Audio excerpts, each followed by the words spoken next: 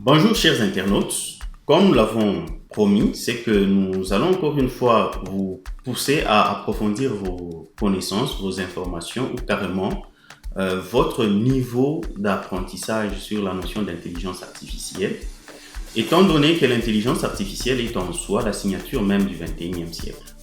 Alors si nous en parlons aujourd'hui, c'est qu'il y a autant de définitions qu'il y a des chercheurs dans ce domaine spécifique. Mais quant à nous, nous préférons observer l'intelligence artificielle selon deux points de vue diamétralement opposés. À savoir, c'est que l'intelligence artificielle, le mot peut en soi être considéré comme un oxymore, en ce sens que nous pouvons, dans la mesure du possible, parler de l'intelligence du cœur, l'intelligence des situations et bref, un synonyme d'une forme de complicité. Et c'est là que nous comprendrons que l'intelligence artificielle peut être considérée ou vue comme étant un oxymore ou encore comme un pléonasme parce que nous pouvons comprendre que si la notion d'intelligence se résume à la résolution de toute forme de complexité, aux calculs qui vont parfois au-delà de compétences humaines, là, nous pouvons considérer que l'intelligence artificielle est un pléonasme. Mais attention, c'est vrai qu'aujourd'hui, nous reconnaissons que le débat est encore très chaud, même dans la plus haute sphère scientifique de ce monde. Alors, parlons de la notion de underfitting et de overfitting, qui sont deux notions fondamentales dans le monde d'apprentissage automatique. Nous en avons parlé, nous avons introduit cette notion hier. C'est que nous parlons du surajustement, bien sûr, du overfitting, du surajustement lorsque nous entraînons les données. Nous les entraînons, nous scindons les données bien sûr en deux. Donc, nous avons les données d'entraînement et les données de test. Après entraînement du modèle, nous nous rendons compte que le modèle prend en compte les particularités très spécifiques présentes dans notre ensemble de données. Et donc, je donne un exemple. C'est que quand nous prenons un étudiant qui lit ses cours, qui revoit ses cours et qui se décide d'aller passer un examen, il y a trois façons que je synthétise comme étant les trois moyens d'apprentissage pour parvenir à aller affronter l'examen. La première façon, c'est de considérer l'examen comme étant simple, de ne retenir que les éléments que le professeur a enseignés au travers du cours et de tenter d'aller confronter l'examen sans avoir révisé. Et donc, ça c'est juste une mémorisation pure de l'étudiant qui lui pousse à aller affronter l'examen. Alors, la deuxième façon, c'est de considérer que l'examen est facile, de revoir 2 ou 3 leçons contenues dans l'examen, de faire une lecture en diagonale pour aller tenter de passer l'examen. Et la troisième façon, c'est de relire l'ensemble des cours, de se proposer un examen qui serait passé dans les mêmes conditions que l'examen strict et de s'évaluer juste après avoir passé ces examens dans les mêmes conditions que l'examen proprement dit, qui au finish vous permettra d'avoir une idée concrète de ce que vous avez comme bagage ou comme niveau pour parvenir à aller affronter l'examen avant même d'aller le confronter. Alors vous comprendrez ensemble avec moi que la bonne façon d'apprentissage, la bonne méthode serait la troisième, celle de l'apprentissage au travers des exercices, au travers des examens mis dans les mêmes conditions que l'examen proprement dit.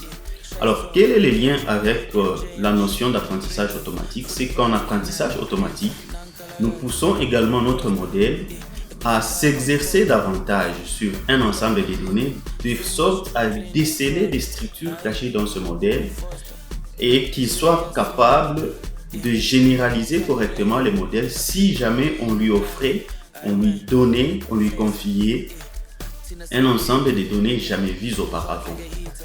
Alors, à ce stade, nous pouvons comprendre que le modèle est censé se tromper de moins en moins autant qu'il apprendra et que quand on lui offrira des données jamais vues auparavant, qu'il soit capable de les généraliser comme il se doit.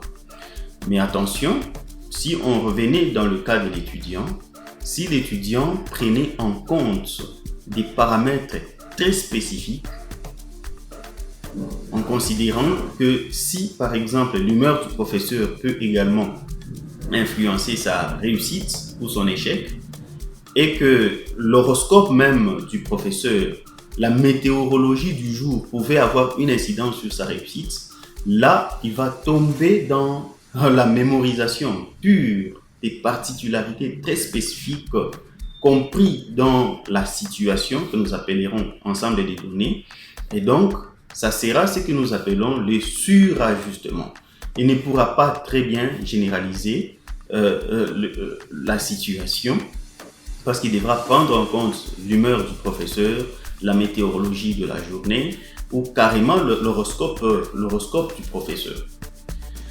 Alors, la notion du surajustement va encore une fois se propager lorsque nous avons un ensemble de données qui ont une certaine structure, donc une fonction par exemple polynomiale, que l'on généralise avec une droite, ça sera encore une fois une mauvaise généralisation. Qu'on généralise avec un polynôme d'ordre 15, là ça sera encore une fois un surajustement. Parlant du sous-ajustement, là nous voyons clairement que le modèle peut être tellement simple que notre ensemble de données, notre algorithme pourra le généraliser et quand on lui offrira des nouvelles données, il n'aura pas cette latitude de les généraliser. Il va mal les généraliser. Et donc, nous comprendrons que nous devons jouer avec l'optimum entre l'underfitting et le overfitting pour que nous nous rapprochions le plus de la tendance générale de notre ensemble de données lors de la validation. Alors, pour pouvoir remédier à ces deux anomalies, c'est que pour ce qui est du surajustement, nous sommes censés fournir encore une fois beaucoup de données à notre modèle et à réajuster les paramètres de sorte à déconsidérer toutes les manifestations fortuites présentes dans les données, c'est-à-dire les bruits, afin de permettre à notre ensemble de données de pouvoir bien généraliser notre modèle au fil du temps. Alors, dans la vidéo suivante, nous allons donner les techniques d'ajustement des paramètres sur quoi nous allons jouer sur les paramètres afin d'éviter les surajustements. Quant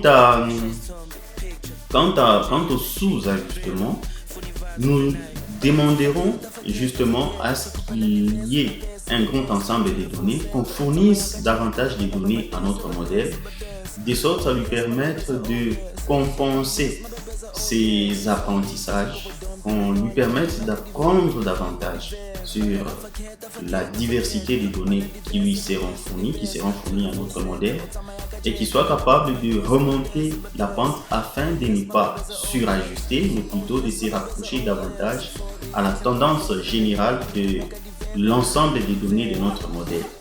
Merci.